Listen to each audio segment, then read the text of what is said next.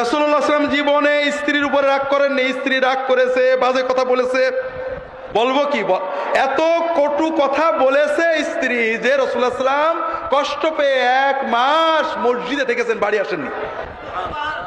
কিন্তু কখনোই রাগের মাথায় মুখ দিয়ে কোনো খারাপ কথা বের করেননি।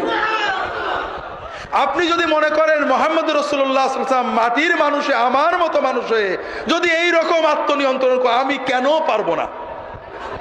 মুহাম্মদ রাসূলুল্লাহ সাল্লাল্লাহু আলাইহি ওয়াসাল্লাম তাহাজ্জুদের সালাতে দাঁড়িয়ে পাগুলো ফুলিয়ে ফেলেছেন, চোখের পানিতে দাড়ি ভিজিয়েছেন, মাটি ভিজিয়ে ফেলেছেন।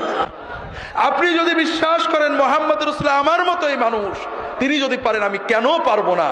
আমার মতো মানুষ মানে উপাদানে আমার মতো মানুষ, আমারই মতো বাবা মার থেকে তৈরি, আদমের সন্তান, রাগ আছে, রগ আছে, আমার মতোই মাটির মানুষ।